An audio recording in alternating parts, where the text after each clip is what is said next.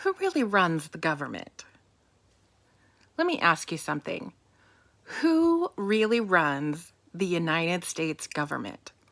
Most people say the president, some say the Supreme Court, but if you go back to the founders' design, the real answer is Congress.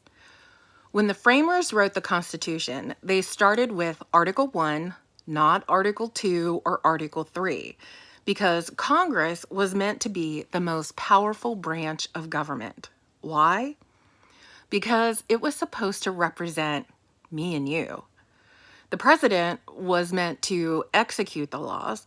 The Supreme Court was meant to interpret them, but Congress was meant to write them and control the money. Under Article 1, Section 8, Congress has the power to make laws, declare war, collect taxes, regulate commerce, coin money, and fund or defund almost anything. They even have the power to override a presidential veto with 2/3 of both houses.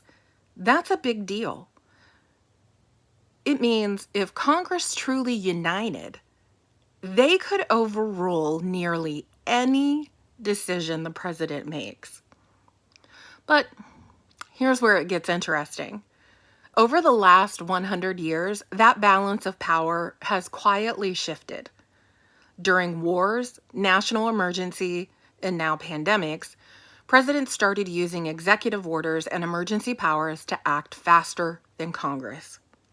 And every time that happened, Congress gave up just a little more authority, sometimes to avoid taking political risks. For example, after 9/11, Congress passed the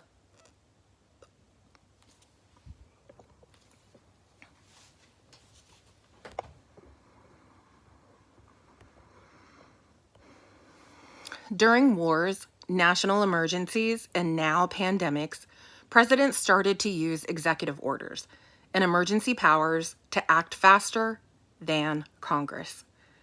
And every time that happened, Congress gave up just a little more authority, sometimes to avoid taking political risks. For example, after 9/11, Congress passed the Authorization for Use of Military Force, basically giving the president open-ended war powers. That's why U.S. troops have operated in multiple countries for over 2 decades without an official declaration of war. So when you see the president acting unilaterally or the Supreme Court striking down laws, it's easy to think those branches are in charge. But the truth is, Congress still holds the keys if they choose to use them. The problem? Gridlock.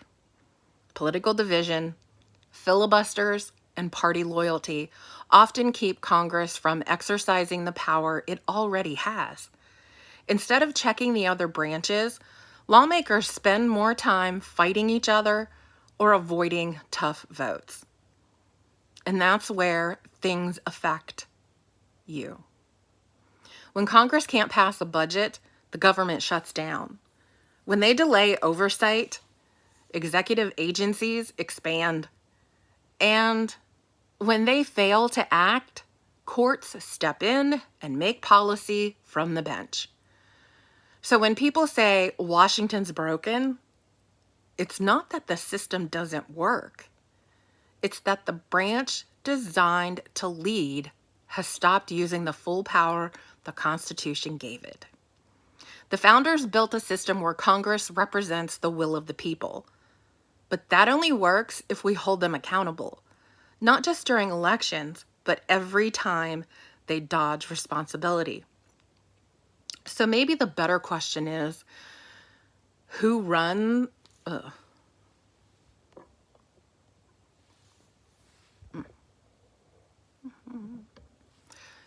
The founders built a system where Congress represents the will of the people.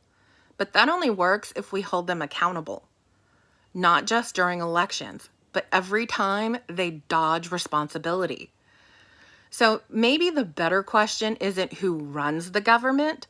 Maybe it's, why did Congress stop doing the job the Constitution trusted them to do? This is a series, The Constitution Explained, Episode 1. Follow for Episode 2, The President's Real Powers and Limits. Leave your comments below and let me know what you think about Congress not stepping up and doing what the Constitution empowered them to do.